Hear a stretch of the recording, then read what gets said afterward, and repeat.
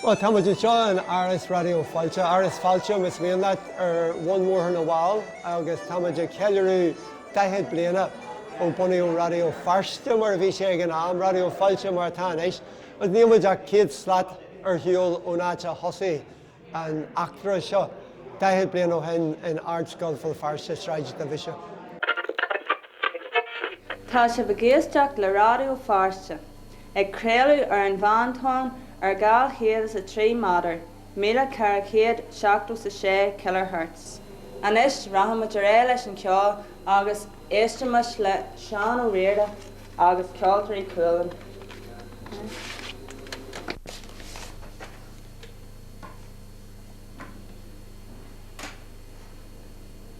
Thosaigh sé ar fád de theirbh nach raibh na húdrais sásta service ceart géige radio a chur ar fáil dúin. Agus thocraigh garage ó Caroline ag an tús thocraigh sé mar earlís le brú a chur an BBK, le brú a chur na húdrais service ceart radio a chur ar fáil, so bhartaí muid ar stáisiún míd leach, nó mar deirú garage réamh leach a chur ar bun agus an cuspar a bhí sin. Bhí sé mar chuide achtas a bhí ar siúla an am a tugadh man ar MEA fad éan le brúar na húdrais a bheith chur service ar fáil. Ní dhearann siad é, ní raibh fáil ar Raidió na Gaeltachta an am seo is na 8G ná na 9G. Ní raibh an BBC sásta service a chur ar fáil ar radio. So in sa deireadh thocraigh garage ní bhain go bhfuil sé go bheith na early seo, tá muid go stáisiún neamhsplach a dhéanamh agus thug sé go dé 10 bliana bhag nóir go dtí go bhfuil muid an náte bhfuil muid an éis. A bhí sinnta táhaid ach ní bhhain mar stáisiún radio géige, mar stáisiún radio pobail ní raibh an concept de radio pobail an insta bhreatain na sa tuairisceart go dtí máil ins na 9G. Bhí muidirna ag brú sin in 8 so bhí muid ceann rudaíach sa gró sin fásta.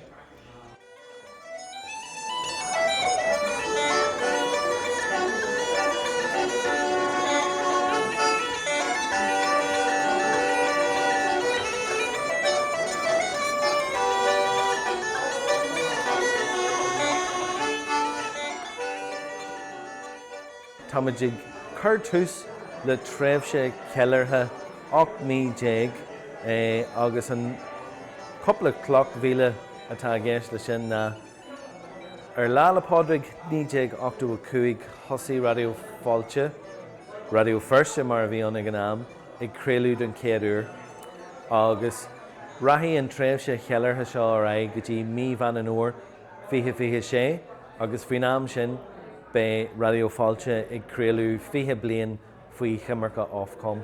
So sin an 10 bhíle is mó atá gceist leis na ceiliúradh seo. An rud a tharla inniu ná gur iarmuid ar an mhacha sinne le garage ó Caroline anla a bheith luirt mar chainteoir agus leis an tréimhse a cheolú go hefiúil. Mar tharlaíonn sé tá an stáisiún beag nach gur cóis lom héin agus tá cimhní agam ar a bheith ag na leagan éagscoile den radio ón tús ar fad a bhírinne ó well an leagan an céadúr gur ceann a bheith hart an radio ná bhí sé in sa Comach Luan ard agus an sin bhí sé in sa Chultarán na sin. So cuidhúir am oige caite ag crocaigh hart an radio caint leis na daoine bhí ag obair in sa radio agus i chur seónna lethar agus chur mé a chlár héna lethar fanne tamil bheith cumáid. Cadrí sogam sa leis an radio tean sé siar go dtí beidir bhí mé beidir sa tríú bliain sa scóil so sa bhanscoil so gabhfuil sa cahar gabhfuil sa cuaig agus stíor hathaí ibre. Ag pointe bhain for mé an soltas agus bhí Fergus agus mar agus óin agus rintíine eán agus sprág siad mé le chláir anna agus sprág siad cin bhí sim agam sa radio go bé agus chothí sin an sim sin ó bhíh radio public ilte agus sé ardan tú mar chud ceáil bhfuil mé soltas a chuirmach agus a bhéineo hinna leh hí nácé an agam leis an radio ce acu teanna chláirithe nó gobar nó seaamach agus maran an cadí sin go fáil. Sílam gur rud ítach é rud ar bhúdú na ceirí agus námaní cinneal ní smuoineann tú nó kinda half take for granted brenn na rudí atá an seo sa cahar ó híomh na Gaeilge agus an radio an a másc agus dúm sé mhaid na thugadí seo anú le chur gimne dún tíar brenn na éachtain atá buinte amach go gin. Tá luchar mhórmsa a bheith anseo. Amas na daoine iontacha seo ar fad ar mar tionchar is tócha ar pobail Bhéal Feirste tríd an radio. Thosaí mé ag obair anseo mar chuid den ciste craoltóireachta Gaeilge agus tá mé inis ag obair anseo mar iris craoltóir cúnta in san ranóg nuachta agus cursaí ratha. Gach lá bíon muid ag cur is tócha seirbhís nuachta áitiúil ar fáil don phobal anseo agus bíon luchar mhórm sinna dhéanú mar sílam nach bíon na máin ar fád eile ag clúdach na scéalta áitiúla sin a bhainean leis an Gaeilge. Bhí semagam a gcónaí gursaí buinte leis na máin bíon mo chara anna na gafraíisteach is craoltóirí a Raidió Fáilte, so nuair a bhí orm ré anú maithíabra anú aitigan seo just an céad ait a tháinig thugam ar an sin, so Maidir leis an taithíabra tá sin seo le coppla teach na nús agus leis sin tá méid fólam an dóithan agurthreachtaí anú chlár na ceáil chur le céile agus ruí mar sin, so hetain sé go mórlam. Sílam dúsa is fálam chlár na ceáil chur le céile mar ten simas mó agam sa ceáil ach ar na malamh rinn mé sort chlár garid ar seachta a bheith suas sílam ar an teach an seogin. So chur mé coppla daoine foiagla just faoin céalaigh sa máin agus sort an áfheohan atá ag tarlaú fríd na máin agus bhí sin ansamil heitin sin go mórlam, so níl mé cinse sort sa taithaigh go dé a bheith ar siúil agam ach ansam agam sa gharad. Argan rud atá an isleg ó híomh an radio is lár an pobal agus tá furan ionach dígriseach agus cumasaach an seo ar mar cod an radio agus sílim go bhfuair an glún teismthirí sogaine agus a chuid comradathe tá seo an tá seomra in nniu chuid mhór spragu ón glún a tháinig ribh go háirithe muintear géaltacht mhór seoid agus inis an rud atá in é tarlú bhfuil an céad glún eile in é teacht ina dé siúd agus tá muid caiint fí daithid bliain inis ó thosaí an radio tá an céad glún eile a bhíorine i teachsús agus sílim go spragan a an glún an céad glún eile.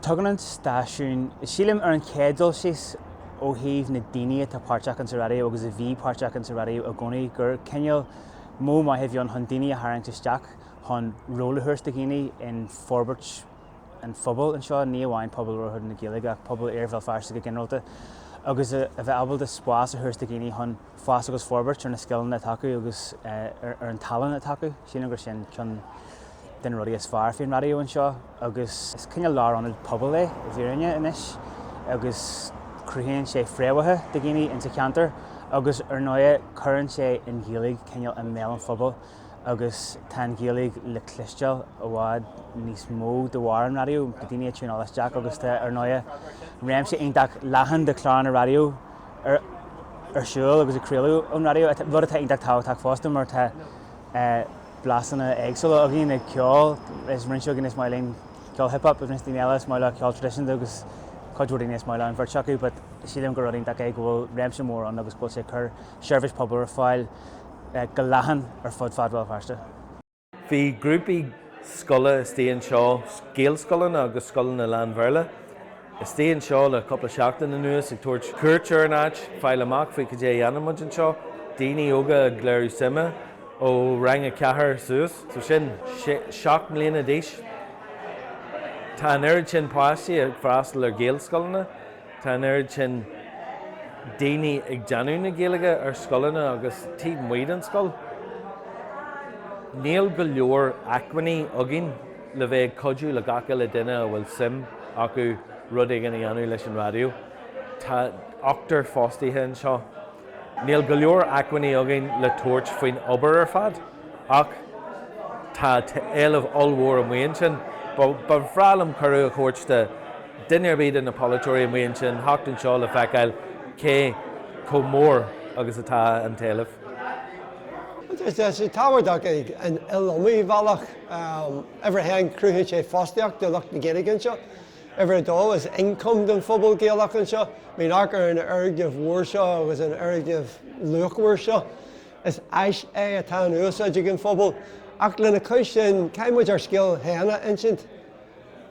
Ar na rudaí ar fáid a rinne garage ó Carolan go háirithe an codeala agin a bhí ceangail se leis fásta. Fímuid a géirí scéal sugan insint, ní rumuid a géirí an BBK, a gad den BBK, UTV, Downtown, Tramar Bhéala. Bhfuil linne ar scéal héana insint, in ar deangaí héan, agus go déag linne an sin a bheith ag insin an scéal sin go crinn, go bacht, agus ag díris deachar na rudí bhfuil sim áginne an seachas den ag an eile rinne. Agus sin an bun céal a bhí le lá, sin an bun céal a bhí le Raidió Fáilte, sin an bun céal le aistearí drama is aistearín géir, go raibh fáileadh pobl na Gaeilge scéal sacu a insin.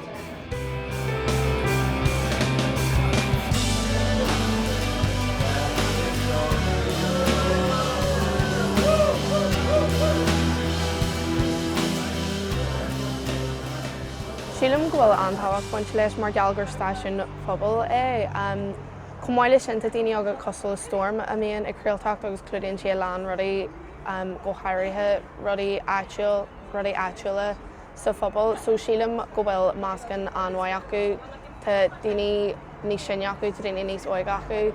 So clúdaíonn sé suirt gacrad agus tá deis an do daoine óga sa pobail Gaelach. Tá aonta dogusach do teagaí Raidió Fáilte sílim le cúpla bliain anuas go bhfeicimid glúan níos óige ag teachtasteach anseo agus daoine ar comhaois liomsa ag obair anseo go leanaimseartha a cumáile sin mar creaaltarí dónacha agus is bralam sinna eáil go bhfuil glúan níos óige ag chur spéis in santanga a cumáile sin ag chur spéis in san creaaltaracht radio agus sílim gur ábhar mhór dóchas atá an go bhfuil mar jabalta an glúan nua sin a thuirtlinn agus muidna ag gurí na forbartí seo a dhéanamh agus dul chun cín an stáisiún a eiscint beidir daichead bliain amach anseo. Tá fórganí dacha an seán is tá eisna ítachán tá Raidió Fáilte ag bartaí ceanneal le galún neart agus obairintach ar siúil an sin. Agus tíor go dag an fás ar lín na Gaeltóirí agus go dag an fás agus fórbairt beidir ar lín na man éagsla bhfuil muid a pléiles an seán sa chathair agus sílim bhfuil rólíntaach ag Raidió Fáilte an sin ról antáhachtach le himirt ag Raidió Fáilte an sa bhéid sin.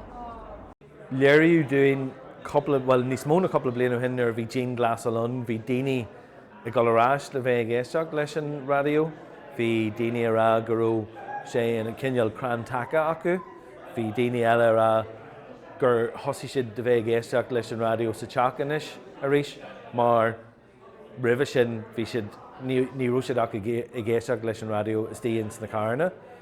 Bhí daoine sainithe na tithe agus tháinig siad san an táhacht leis an rud agus thuaigh siad a deaghfuilin le rá fair playdaí tá sé bh deanna job mai agus gur míle maigah. Ní amhain sin, féin mu deas caithú ar dóid gacha le lá fríd an si vigilín, fólamóí, daoine bhfuil sim in san teanga acu, daoine atáné sim a léirú in san teanga marall ar rudí eile. Níl mu deach imithuaim héin ag feiceáil tús do rudí ag an olmhór. Tá rudí ag pléascu marall ar éfacht níceap, marall ar éfacht thuirtan, marall ar na grúpaí ceáil seo ar fad, marall ar na scanan seo ar fad, tá éileh don Gaeilge a mhaon sin in é pléascu. Níl duine bí able de feileasteach in rang Gaeilge átar bí Bhéal Feirste, tá siad lean go doras. An aib nó an dúchlan is mó atá an na rochtan ar an teanga. Well, luú chud mhór le linn imachtaí na seachtaí seo a focail momentum agus tá sé féireacht. Tá momentum sin an le blianta is síl na Gaeilge. A bhíonn sin go dtí le arc siar go dtí na nóchaidí agus tá sé inanas go bhfuil luas phobal na Gaeilge, luas an tosaí inné a bheadú as cimsa. Ach mar dúirt mé sa caintiniu ní mar sin atá na húdrais. Tá séanna a gáil muileadaracht. Tá pobl na Gaeilge ag fás ar luas rabach agus tíimiid in éis leis an drám dearag, leis an commissioner teangaí, le conradh na Gaeilge, le factaisí agus ar glór na móna. Tían tú na féidirachtaí atá an, tían tú na leidireachtaí atá an. Agus is dúil do gine óga a bheith radacach agus a bheith ag brú na srianta a bheith ag an glún rompu. Ní higlumsa a logan sios go déana srianta a bhrisí an glún óg. Ach hanne féin tá sé neh ag brisú codhúir an ruí a hailméid a bheith do háilte. Ach ar scala níos lú rinnemuid sin fásta, agus ar scala beidir níos mó rinnemuid ar bhórtha seoide sin agus dar air. So sin go bhfuil an patrún sin an.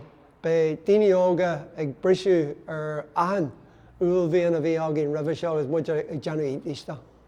Dark majority héan is docha mar gríomhethe Gaeilge agus sin beidir an tiideal le bar na bheith tuairtearí an ammaní bheoir bheith capin an irisúra, uanta eile capin an críaltara, uanta eile capin an leirsiúra, uanta eile golamach ag pental ar bhálaí san ihe, níos áhain déan capin jogad at luúla sin.